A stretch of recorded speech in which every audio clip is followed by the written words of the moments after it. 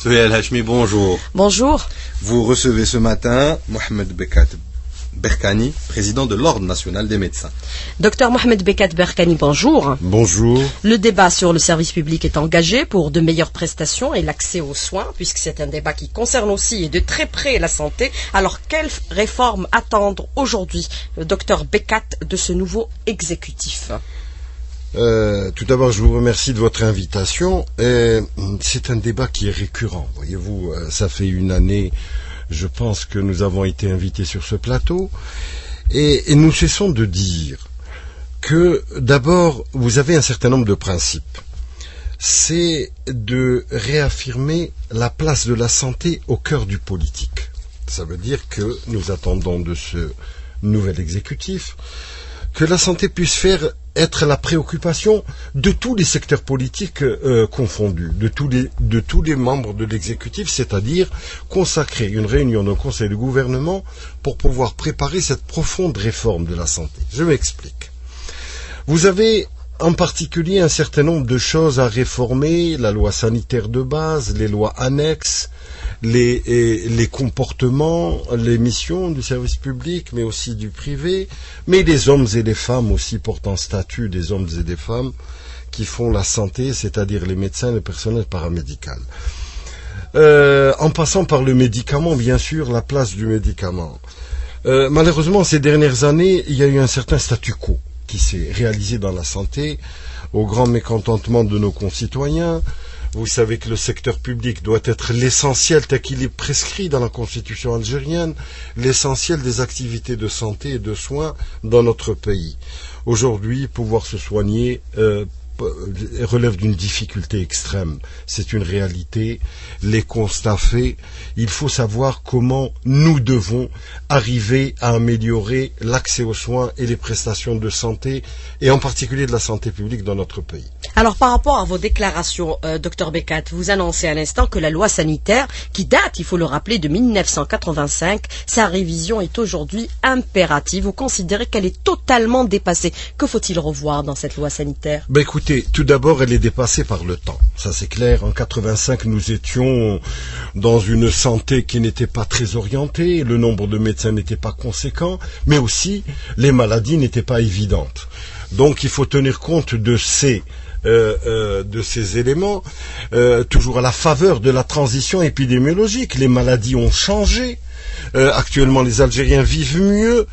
Par conséquent, il y a un certain nombre d'éléments à apporter. Il y a eu des tentatives de réformer cette loi, mais cette loi doit être ouverte à toute proposition de tous ceux qui font la santé dans ce pays. Elle ne doit pas être dirigiste, elle doit être bien réfléchie, elle doit se faire dans des conditions appréciables, de rapidité bien entendu, pour donner l'outil fondamental de l'exercice de la santé. Mais aussi, vous avez un certain nombre de dispositions légales qui ont été méconnus. Par exemple, comme la loi portant la création de l'Agence nationale du médicament, qui date de 2008, qui est excellente. Heureusement que l'actuel locataire du ministère de la Santé, le professeur Ziyari, l'a remis au goût du jour et a nommé quelqu'un pour tenter de faire redémarrer la gestion du médicament dans des conditions modernes. Bien entendu, vous avez les lois portant temps complémentaire concernant le service public en lui-même, qui a dégarni le service public, de l'aveu même de nos collègues hospitalo-universitaires qui ont une mission qui est précise, une mission de référence dans les centres hospitaliers, mais aussi d'enseignement vis-à-vis des étudiants, qui a tant manqué ces dernières années du fait de l'absence de ces mêmes techniciens à leur poste où ils devraient être. Alors, par rapport à cette loi sanitaire qui date de 1985, vous avez déclaré qu'il y a eu des tentatives de réformer cette loi, mais qui ont échoué. Pourquoi, Dr Bekat? Souvent, la santé a eu droit à de larges concertations avec toutes les parties concernées. Je crois que c'est la méthode qui est en cause, voyez-vous. Quand on fait une loi, on tient compte de la vie de tout un chacun. Vous avez le citoyen, vous avez les usagers, vous avez les médecins. Quand on tente de faire de grandes, excusez-moi du terme, de grandes messes, où le locataire du moment du ministère de la Santé veut faire passer ses idées de façon centralisée, c'est de toute façon voué à l'échec. Une loi sanitaire, ça engage le pays sur 20 ans. Par conséquent, on tient compte d'un certain nombre d'éléments, mais en tout cas, on fait de la politique de santé un exemple de la démocratie en faisant la promotion de consultation et aussi de procédures de codécision. Ça veut dire que la décision appartient un petit peu à tout le monde, mais bien sûr, en bout du compte, vous avez une décision politique qui doit être et à la fois par l'exécutif et aussi par l'Assemblée nationale, qui doivent être de toute façon aller dans le sens de l'amélioration des prestations de soins. Mais sur cette loi sanitaire, avez-vous formulé des propositions pour être concret, Dr Bekat? Écoutez, les propositions, une loi sanitaire, ça fait 200 articles, bien sûr. On peut les reprendre un par un. Vous avez des articles de souveraineté, vous avez des articles où se retrouvent les secteurs, n'est-ce pas, qui font la santé. Par exemple, le service public. On pourrait demander à l'ensemble de nos collègues qui font quotidiennement le service public, c'est-à-dire dans les hôpitaux, qui sont hôpitaux universitaires ou hôpitaux régionaux, qu'est-ce qui ne va pas? À ce moment-là, faire une véritable synthèse, c'est un véritable appel d'offres pour pouvoir trouver quelle est la solution idoine par rapport à ce qui ne va pas aujourd'hui. Mais pourquoi ça ne va plus dans nos hôpitaux, Dr Bekat? Nous l'avons dit. C'est manque de compétences, de moyens, de vision? Absolument pas. Vous savez, il y a une crise de confiance d'abord du citoyen vis-à-vis du service public. Bien entendu, il y a un manque, bien sûr, d'équipements, de médicaments. Vous avez vu une pénurie. Il y a eu sur un mandat passé d'un locataire de l'exécutif en disant il n'y a pas de pénurie de médicaments alors que c'est de notoriété publique. On ne joue pas avec la santé des gens quand vous voyez des foules dans les hôpitaux publics, en particulier du nord du pays, des gens qui sont à la recherche d'un avis spécialisé, d'une radiothérapie, d'une chimiothérapie, en parlant du plan cancer. Je vous pose la question, on nous a parlé d'un plan cancer, nous l'avons cherché partout, nous ne l'avons pas trouvé. Il est urgent en Algérie, à la faveur de la transition épidémiologique, de faire un plan anti-cancer. À court terme, à moyen terme et à long terme. Ça peut se faire en une semaine. Vous avez des collègues qui sont là, qui sont capables de vous dire ce qui ne va pas, quels sont les anticancéreux, etc. Alors, transcrire ça sur une loi, étant donné, en tenant compte avec les spécialistes de la statistique, de ce qui nous attend dans 20 ans, en fonction de notre mode de vie, de l'environnement qui va changer, etc., et de transcrire en noir sur blanc, en tenant compte de l'avis positivement de toutes les propositions. Mais quand on a tendance à croire qu'on a tout compris, c'est là que ça va pas, et il y a eu ces tentatives qui ont été avortées de refaire une loi qui est encore en activité et qui est comme une vieille voiture avec toutes ces difficultés. Alors justement, vous avez déclaré aussi par le passé que les statuts des hôpitaux publics, il faut redéfinir leur mission dans la prévention et les soins. Comment aujourd'hui? Vous savez, tout d'abord, vous avez l'équipement. Tous nos collègues se plaignent de l'équipement. Tous nos collègues se plaignent de ces vieux hôpitaux, vétustes. L'hôpital Mustapha, c'est un hôpital qui a été fait dans les années 40, qui continue à fonctionner, bon an, mal an, avec toutes les difficultés. Vous avez le service des urgences. Nos collègues vous diront, le service des urgences, et les citoyens le savent. C'est la vitrine du service hospitalier. Dernièrement, il y a eu des difficultés. Il y a des citoyens qui ont frappé des médecins résidents. Il y a eu des agressions. Pourquoi? Parce qu'on a tendance à croire que c'est le médecin qui est responsable. C'est tout à fait inacceptable. Le service des urgences, la qualité de l'accueil, la qualité de la prise en charge au début, c'est ça qui vous fait valider un système de santé publique. Les autorités ont toujours considéré, avec juste raison, que la santé publique doit être supérieure à la santé privée. Bien sûr, dans un pays comme le nôtre, qui a des ressources financières et qui a un modèle social qui est déterminé, il faut absolument que vous soyez sûr d'être pris en charge, quel que soit votre niveau de vie, au service public dans les meilleures conditions. Et c'est ça qui nous manque un petit peu dans les hôpitaux publics. Alors, équipement, hôpitaux vétustes, formation des médecins, statut des médecins, formation des résidents de la future, n'est-ce pas, élite qui doit nous soigner et leur donner de l'espoir à tout ça. Vous savez, aujourd'hui, la désespérance parmi nos collègues, en particulier les plus jeunes, qui sont contraints d'aller souvent à l'étranger, et nous nous retrouvons en tant qu'université algérienne de former des cadres pour l'étranger, bien sûr, et de les offrir. Mais justement, il faudrait rétablir aujourd'hui cette confiance, puisque vous avez dit que le public, c'est l'avenir. Le public, c'est une réalité, Madame Lachmi. Voyez-vous, lorsqu'on a un peuple en bonne santé, on peut tout faire. Faire une révolution économique, faire la guerre aussi, lorsqu'on a un peuple en bonne santé. Mais là, nous avons choisi un modèle social, le public doit être déterminant. Donc il faut lui donner les moyens. Je voulais vous parler du PIB, de la fraction d'argent qui est consacrée, n'est-ce pas, le pourcentage du PIB. L'Algérie, c'est 5%. Vous avez des pays comme la Tunisie, qui est bien plus petit et absolument pas comparable en ressources financières, qui consacre 7%, et je vous parlerai pas des 10% des pays occidentaux. La santé, c'est de l'argent, c'est des ressources financières bien utilisées, bien sûr, bien ordonnées, avec tous les acteurs de la distribution de la manne. Le système social en Algérie est très développé. Vous avez un système de sécurité sociale qui prend en charge toutes les maladies chroniques. Il est excellent. Il faut le randomiser, le réformer et l'optimiser, bien entendu.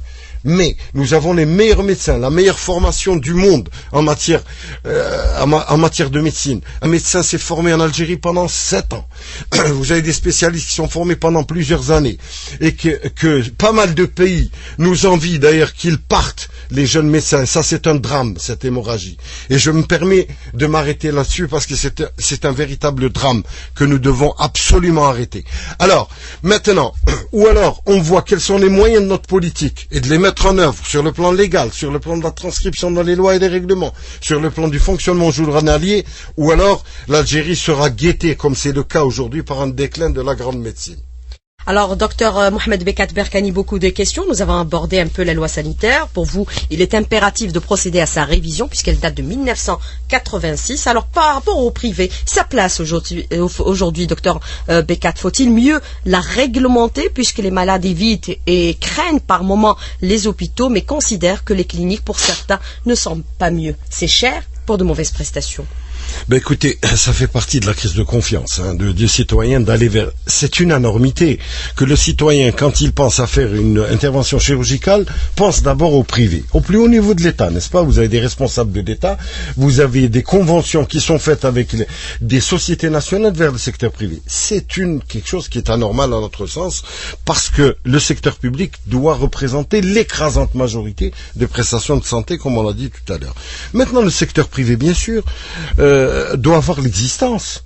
Bien sûr il mérite d'être contrôlé, il mérite d'être limité dans ses compétences. Vous savez, il y a quelques années, dans un pays qui est absolument libéral, à l'éclosion de ces nouvelles techniques médicales, il s'agissait de distribuer des scanners. Dans un pays où le secteur privé est prépondérant, on a commencé à donner des scanners au secteur public d'abord. Parce que, dans une politique générale, le secteur public est dominant.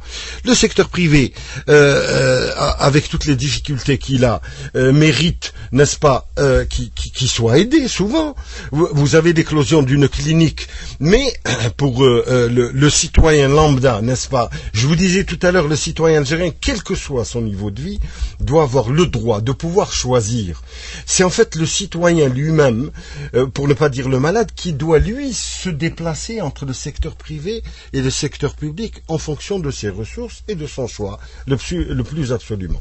Vous considérez que leurs compétences dans l'exercice ne sont pas suffisamment clarifiées. Qu'entendez-vous exactement par ça? Écoutez, on a commencé par faire des cahiers des charges des cliniques privées et nous avons vu des cliniques de maternité, n'est-ce pas, d'accouchement, se développer et devenir de véritables cliniques de haute chirurgie. Il faut rendre la compétence de chaque clinique en fonction des plateaux techniques, comme on dit, et en fonction de leurs possibilités, pour éviter, bien sûr, qu'il y ait des dépassements, qu'il y ait des fautes, des erreurs médicales qui soient faites. Il arrive à l'intérieur du pays, n'est-ce pas, lorsqu'il y a eu des cliniques qui soient tout juste moyennes, lorsque ça se complique, on évacue le malade vite vers le secteur public. Ça, c'est une énormité. Lorsqu'on prend la responsabilité, il y a ce qu'on appelle la responsabilité médicale et chirurgicales, bien sûr, dans ce cas précis, qui doivent être assumées. Donc, essayer de rétrécir le canevas de façon à les contrôler avant et pendant leur exercice. Mais je pense que le problème n'est pas tout à fait là. C'est de rétablir, comme on disait tout à l'heure, la confiance dans le secteur public. Et c'est comme ça que l'Algérie avancera, sans plus. Alors, les tarifs ou les honoraires devraient être réglementés selon vous? Écoutez, comme vous dites, les honoraires, en fait, les honoraires, vous avez les honoraires, vous avez le conventionnement. Non, vous avez deux choses. Les honoraires, ce sont des honoraires qui sont plus ou moins libres. C'est une entente dans le cadre du contrat médical, ça existe entre le médecin et le malade. Je vous opère, ça fait tant, vous êtes d'accord, vous n'êtes pas d'accord. Vous avez des honoraires conventionnés. Que fait la sécurité sociale pour conventionner le citoyen dans des établissements privés. Moi, je suis citoyen comme vous d'ailleurs. Vous payez, vous cotisez à la sécurité sociale. Je veux être opéré dans le secteur privé. La sécurité sociale a le devoir de me prendre en charge. Mais voilà, jusqu'alors, la sécurité sociale donne un forfait aux hôpitaux publics et aux cliniques privées. Elle n'agit qu'uniquement dans certaines pathologies, qu'est la chirurgie cardiaque, que nous ne possédons pas. Même ce sont des étrangers qui viennent opérer dans certaines cliniques privées, au grand bonheur des Algériens bien sûr, parce qu'ils n'ont pas la possibilité d'être opérés à l'étranger. La sécurité sociale a son mot à dire dans cette situation. Il faut qu'elle se conventionne dans les cliniques privées. Mais justement, il y a le conventionnement avec le médecin traitant. Il faudrait selon vous l'élargir justement à la chirurgie. Tout à fait. Déjà le conventionnement avec le médecin traitant, nous avons eu un dialogue avec la sécurité sociale. Nous espérons le continuer pour avoir de plus en plus de médecins qui puissent adhérer à ce conventionnement. Le niveau de conventionnement de la consultation n'est pas satisfaisant de la part de nos collègues. On peut discuter, on peut faire si la sécurité sociale veut faire des économies, elle peut le faire par ailleurs dans d'autres situations, c'est-à-dire dans l'économie de traitement, etc. Mais le conventionnement avec les cliniques privées, il faut l'engager, il faut discuter. Qu'a peur les autorités, le service public, enfin les autorités chargées de la situation? Ils ont peur tout simplement que tous les malades puissent aller vers le privé et demander le conventionnement. Et c'est pour cela qu'il faut améliorer les prestations du service public, de l'hôpital public, pour essayer, bien sûr, de fidéliser les malades du service public là où il y a les compétences. Parce que vous le vouliez ou non, si même de façon intermittente, vous avez des professeurs qui font le temps complémentaire dans le secteur privé, les meilleures compétences doivent être dans le secteur public. Le secteur public, l'hôpital hospital universitaire doit être le pôle d'excellence. C'est à lui que nous devons nous diriger lorsque nous avons le secteur privé doit être toujours en aval du secteur public, ça c'est clair. Alors justement, améliorer le service public dans les hôpitaux, est-ce qu'il ne faudrait pas aujourd'hui aussi mettre en place une véritable cartographie qui nous permette aussi aux Algériens d'avoir accès aux soins à travers tout le territoire national, parce que certaines régions sont complètement dépourvues de structures nécessaires. Vous avez une désertification médicale qui est de façon récurrente, n'est-ce pas? Dans certains territoires, c'est pas la peine d'aller au Grand Sud, d'aller dans les hauts plateaux. Il a été inventé le service civil qui a montré ses limites, n'est-ce pas? Nous avons et les résidents et les syndicats ont parlé d'une adhésion plus volontaire. Pourquoi ne donne-t-on pas les meilleures conditions financières à des couples de médecins pour pouvoir s'installer dans des territoires absolument déshérités, au lieu de les contraindre à des peines, n'est-ce pas, de zoning de service civil, où les médecins considèrent qu'il a un temps à former et qu'il revient automatiquement vers les pays du Nord? Non, c'est dans la discussion, comme je disais tout à l'heure, dans la codécision et dans le volontarisme du corps médical qu'on peut trouver des solutions. Mais justement, face à cette désertification médicale telle que vous la qualifiez, que faut-il faire aujourd'hui? Écoutez, je vous ai dit, tout d'abord, il faut considérer que dans certaines régions, il faut fidéliser à la fois, faire les équipements, faire bien sûr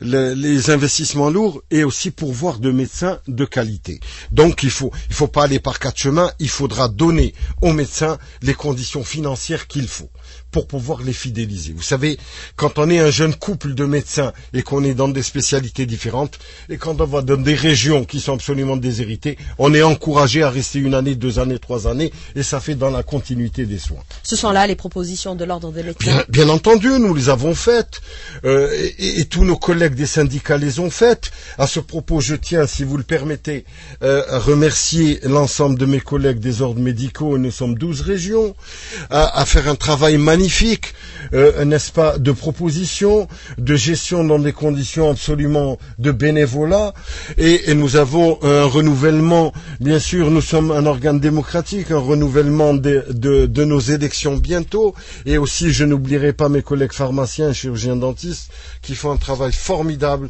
de conseil des pouvoirs publics, et nous sommes au service de l'évolution de la santé de notre pays. Alors, au service de l'évolution de la santé dans notre pays, avez-vous été sollicité par la tutelle pour pouvoir pouvoir peut-être discuter de toutes ces propositions que vous avez formulées aujourd'hui, Dr Bekat, écoutez, depuis longtemps déjà. Le professeur Ziyari, qui est un collègue, qui est un éminent professeur, il est de renom, nous lui avons écrit et nous attendons bien sûr qu'il s'installe.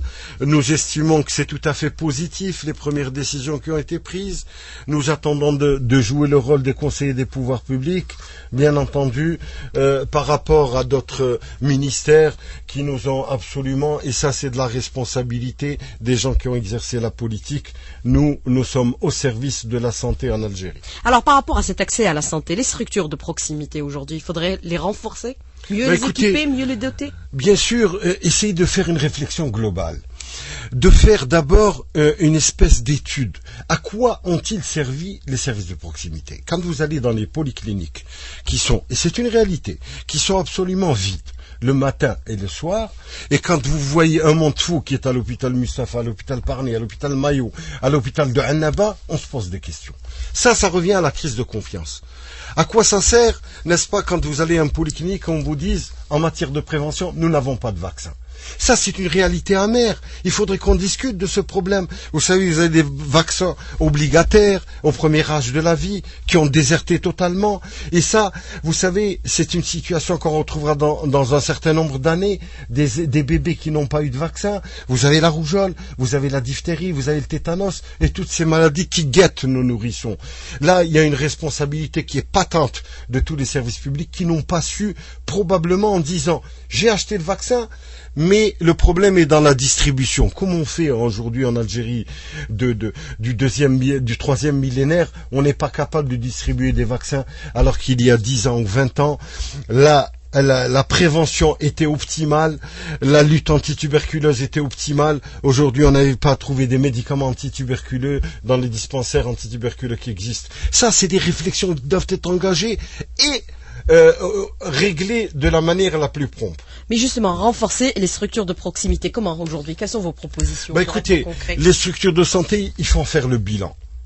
Quand on crée de multiples structures de santé, c'est très intéressant sur le plan du principe. Vous avez la santé du citoyen, c'est-à-dire les services publics qui vont vers le citoyen. Mais il faut voir à quoi ça a servi, s'il faut l'étoffer, s'il faut leur donner une meilleure contenance, ou s'il faut tout simplement les redistribuer. Les Algériens n'ont confiance qu'en l'hôpital public. Alors la carte épidémiologique, vous avez dit qu'elle est aujourd'hui complètement différente. Est-ce qu'il faudrait s'adapter, puisque vous avez parlé tout à l'heure des centres anti-cancer?